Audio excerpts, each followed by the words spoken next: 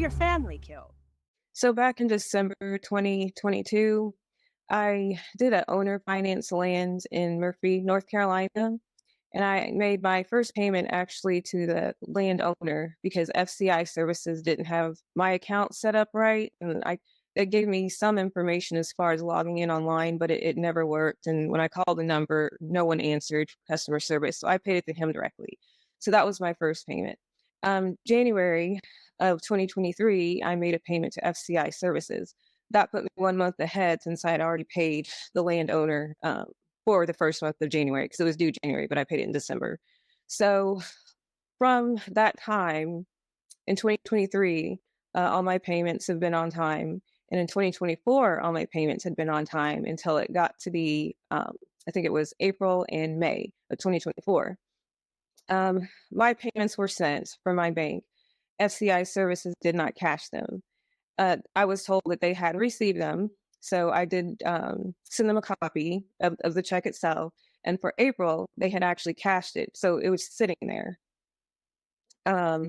For May, they hadn't cashed it yet, and it was like a month later. But they had given me late fees or charged me late fees for both of those months. So I contacted them and I told them there had to be an error because I've always paid 1 month in advance. So I'm not understanding why I'm getting late fees. When I spoke to, well, not spoke to, I emailed back and forth. I think her name was Allison Clark. She was the customer service person. And I was giving her my bank information, statements, and whatnot to show where I paid, proof of payment kind of thing. And she told me no error occurred. And I said, but it must have because you're charging me late fees. She said no. So I sent her records showing again where I paid, and then also my payment log of every time I paid FCI services from my bank. She saw it and she just said, "Oh, well, it matches our records."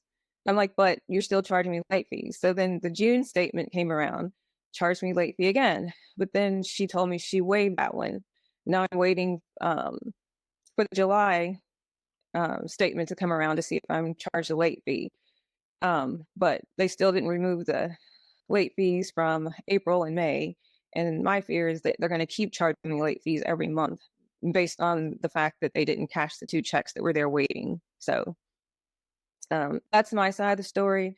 I'm pretty sure they believe an error didn't occur. Like I believe an error didn't occur, but the paperwork's there to say otherwise. And so I don't know why it's so difficult to just remove late charges and not charge me late charges in the future.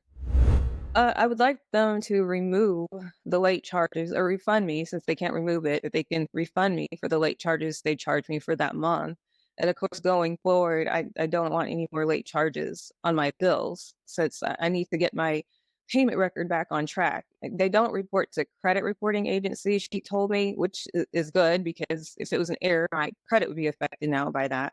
But I don't want it to get into a bigger issue later on down the line. So I'd rather for them to get the late payment situation settled and have my bill billed normally as usual in the normal amount.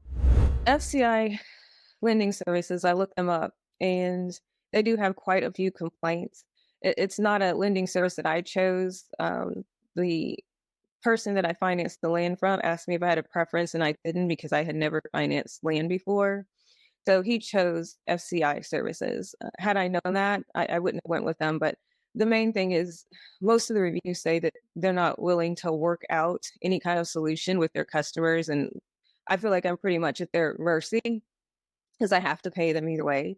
And they probably feel like they don't have to work out a solution. And I think that's so backwards. And people need to know that before they do business with FCI lending services, and at least you want to know if you are with your lending company, they will try to work with you and not screw you over.